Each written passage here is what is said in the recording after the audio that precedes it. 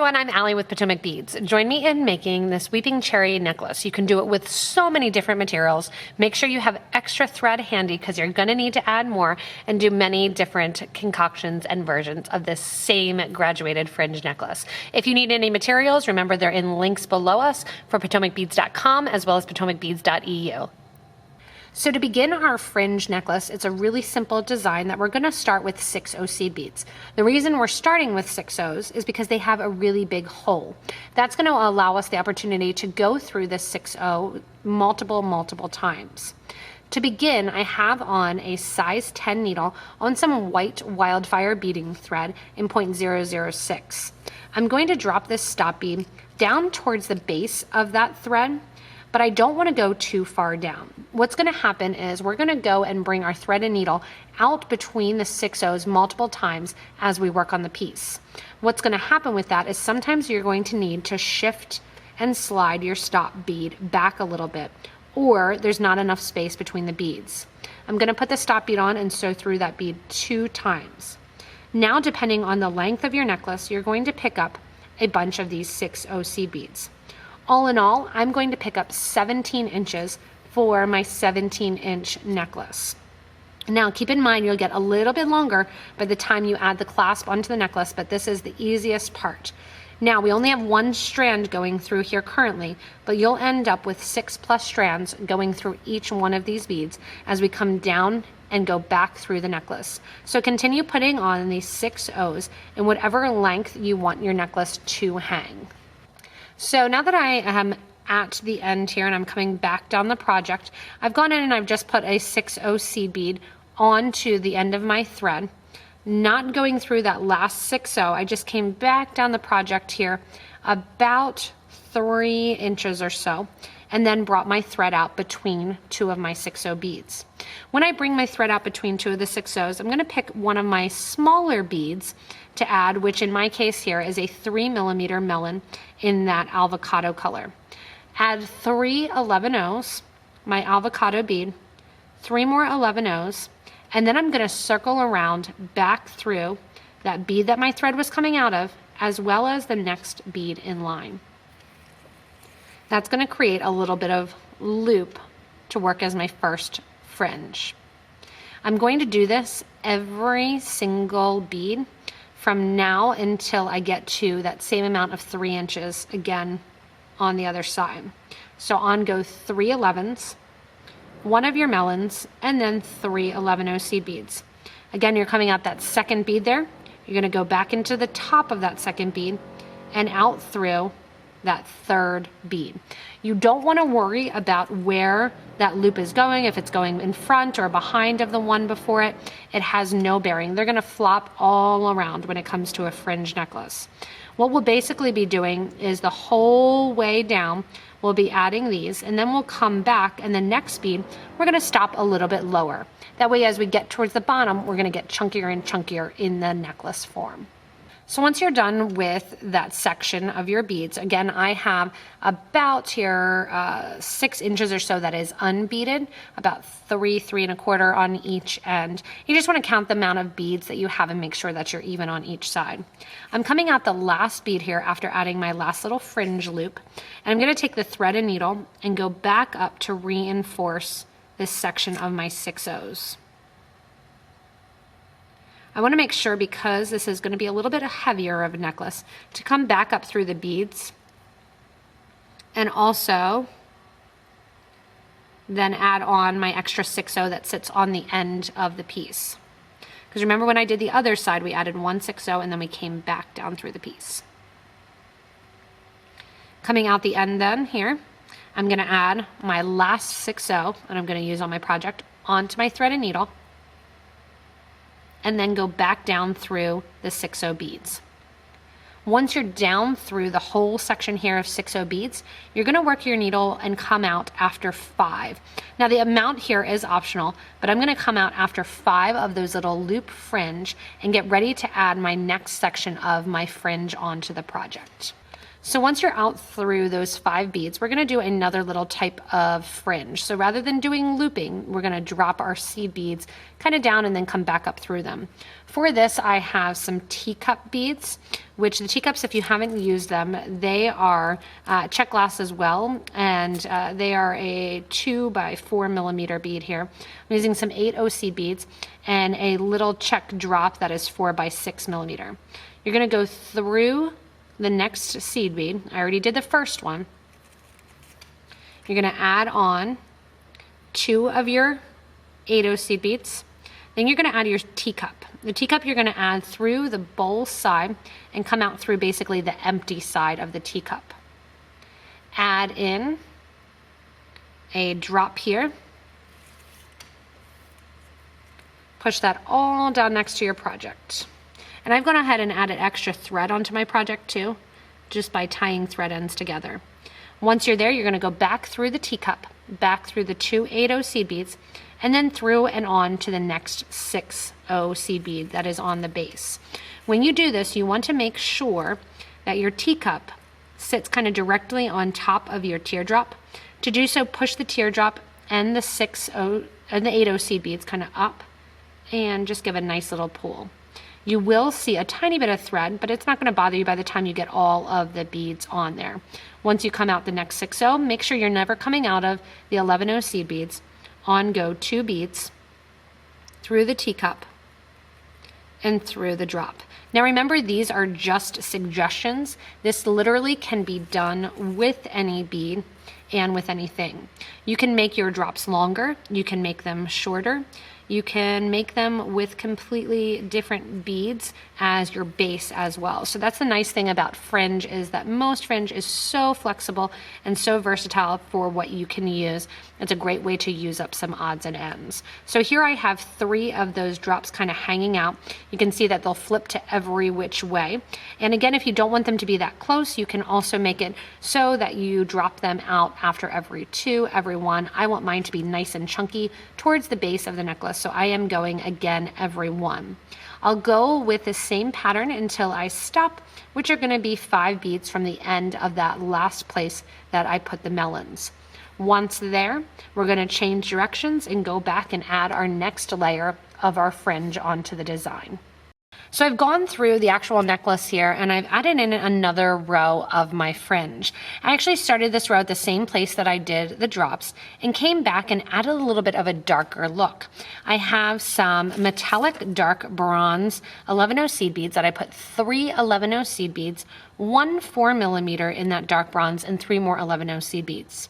Instead of coming out after every 6O, I came out after every 2. So I took my needle through 2 6Os and then brought them out, added those 3 beads, 1 bead, 3 beads, and took the needle back through the 3 after the 3 6Os through the 2 6O seed beads. Now what I'm going to do is reverse and come back down the project another time. To reverse and come back down the project. And I'll also show here how to add some thread too, if you need to add thread to your project. What you want to do is loop on to one of the bridge threads, or basically loop on to one of the threads that are connecting another portion of the project. I'm going to sew underneath my first piece of fringe there, and I'm going to sew down through about 4 beads and bring my needle and thread out. When I say 4 beads, I'm talking about the 4 6Os that run along the base line of the project. Sometimes you can get through all those right at the same time. Sometimes you'll need to bring your needle out and sew through. So I'm now through 4 of the beads, and I'm linking this thread onto one of the threads that's already there, so you won't actually see the thread at all in that portion of the project. After coming 4 down from the original start to start with the pink, I'm going another 4 down because I'm getting this progressively larger as I continue with that necklace. Coming out here, I'm going to do a traditional fringe and a traditional drop, adding in my light Peridot 4 millimeter AB rounds. I'm coming out of one of my 6O seed beads, and I'm going to add in 3 11O seed beads in this galvanized dusty mauve, 1 4 millimeter crystal, and then after the 4 millimeter crystal, I'm going to add 1 15O in that galvanized Duracoat gold. Go back up then through the crystal and through the 3/15 and bring your needle out. This is going to create another piece of fringe, so it's going to act as the crystal as if it's a drop with that 15/0 holding it in place. Pull that thread down so you don't have any extra remaining or showing, and just like I did on the last one, I'm going to go into the next 6/0 seed bead and sew through the next 2. So I'm having a little bit more of a gap in the crystal, not having it every single bead. As you bead and do this fringe necklace and continue to add, many times you will need to add thread. Overall in this project, I will probably need to add thread about 3 times. How am I going to add thread? It depends on your project's type and style how you're going to add the thread. With the fringe, it's very, very simple to add thread. Peyote stitch, if you're doing something like that, oftentimes you'll sew back into the project about 1 inch and kind of reverse your thread and then add a new thread about 1 inch down from the ending piece. With this here, you can just go right in and actually knot on and tie the thread end to a new piece of thread, which is what I'm going to do as I continue and end with this thread. So again, I'm coming down every 2 of my 6/0s, adding in just that nice little crystal bling to kind of brighten it up. So here I am adding in my last of my rotations of this fringe piece, 3 11s, 1 4, 1 15. Sew back through the crystal, through the 3 11s, and then I'm going to sew back through just 1 of my 6/0 seed beads, because remember I'm going through 2. When I'm out that 1 seed bead, I'm going to grab a new piece of thread. I happen to have a new piece of thread here. This color is green, so that way you can see that transition and the one thread tied to the other. I'm going to take this thread and needle, just move it down to the very end, or you can take it off. Take the new piece of thread, which is the green piece, and I'm going to tie it around that white piece of thread. Literally tying it around. So I'm not involving the white piece at all. I just am tying a loop and a knot around it with the green. I'm going to tie it nice and tight, pulling the sides, one side and the other side of the green. And now I'm going to push it down against the project by pulling both the white end and the green end. Taking my needle off the white thread, I'm then going to tie a square knot, right over left, left over right, tying the 2 thread ends together. Making sure, especially with that first knot, that you're still really nice and tight against the project. Once you have those knots done, you're going to pick up your second thread with that new needle, the green thread here, and I'm going to sew it back through the next 6/0. I'm going to trim the thread down, but I'm not going to burn the thread off or glue the thread until I'm done my project. That's why I don't cut it really, really short. Take your thread and needle then through the next 6/0, and you're ready to go to add your new piece of fringe. You can even pull that thread and needle, or that knot rather, into the bead a tiny bit. If you want to, you can also keep your needle and thread on that white piece of thread and reverse the thread or sew it down into the project a little bit more so you don't have your thread ends ending in the same location. Continue on adding in your next set of fringe here with those crystals and proceed down till you stop about 4 beads shy of the end of the bronze or the pink. So I've gone through the necklace and I'm at the point where I've done actually 5 passes. Each time I add a little fringe or that loop, I go down a little bit further, about 4 to 5 beads along that row of my 6/0 seed beads. Coming out the last ones here, I added in 1 8/0 seed bead, a teacup, 1 of my flower cups, and then a 3mm round. Came back up through the flower cup, the teacup, and the 8, and went through 2 6/0 seed beads. Coming out the end, I'm going to reinforce this side of the clasp here, and I sewed back up through all these 6/0s, and I'm going to sew the whole way to the end here and out the very, very end. Remember at the beginning we added the 6/0s that kind of sit on the end because we're going to add a jump ring and some chain and a lobster clasp so that way we can have an extender chain. I'm sewing through that 6/0, and when I come out the other side of the 6/0, I'm actually going to take that stop bead off the start of the thread. Sometimes you can pull that off really, really easily. Sometimes you'll need to take a needle and back out the thread. Sometimes you can just kind of push the thread out like I'm doing. But you want to take that 11/0 seed bead off at this point because this is going to be the last time we are at this end or this side. I'm going to take this starter thread and basically get rid of it. So I'm going to tie it to the green thread, forcing that 6/0 seed bead also to sit on the side so we can put a small jump ring through it and connect the chain. Once I tie off this thread end, I'm going to come back down through this row of 6, out again, 4 down from my last row, my little flower cup here, and continue on to add in a little bit bigger bead, adding in my 5x8mm Czech rondelle with a little bit more of kind of that dark color involved. So the last thing we need to do to finish up our weeping cherry necklace is to add our clasp. Now I purposefully made the last seed bead sit up so that way it has an opening, and I have some small jump rings here. I'm also going to be using a lobster clasp, and as I stated, an extender chain. That way I can wear it at different lengths since it is a nice, fun, full kind of graduated necklace. I want those options. I also brought back here to show you that I have my thread burner. And what you're going to do with all of the different little pieces of thread, because remember we did have to add thread a fair amount of time, is you're going to burn them down. And I just replaced my batteries in this thread burner, which makes me so happy. And it makes it so quick burning down. So with a battery that's pretty brand new, you want to make sure to kind of take your time so that way you don't burn through any of the threads.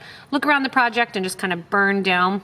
These I had started to burn down, and that's when I realized my thread burner was so in need of a little bit of extra battery power.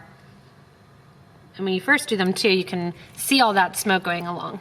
But what I'm going to do after I burn down my threads, and if you need to, you can also do a little glue on some of those knots. I find that once I do the burning down, I don't need to do the glue. You're going to take your needle nose pliers, and sometimes you'll need 2. It's nice to have 2 if you are using them. You want to use a jump ring that's at least a 20-ish gauge. And you don't want to do anything too thick because then it won't go through the seed bead at the end. You're going to open that up and actually put it directly through that last 6/0 seed bead. Kind of turn it because it's a little bit of a tight fit. On this side here, I'm going to put on the extender chain then and close up that ring. And then on the other side, I'm actually going to add an extender chain, or sorry, a jump ring to the lobster to make it sit a little bit more comfortably. And then in addition to that, add another jump ring that goes through the 6 and the lobster on the other end, so I can wear it at different lengths. Thanks so much for joining me in making the Weeping Cherries necklace. Again, it's so versatile. You can use a ton of different materials. Start it up higher, use chain in the back, and really change it up to make it your own in different colors and different varieties. I can't wait to see everybody's designs. If you want to, remember you can always subscribe to this YouTube channel, give a little thumbs up, and get notifications to find out when we go live, when we do new tutorials, have new Better Beater episodes, as well as introduce new great products to you. As always, if you need materials, check us out at PotomacBeads.com as well as PotomacBeads.eu. Again, you probably have some things on hand and you can always add to the stock. As always, have fun creating, and thanks for joining me in making this cherry necklace.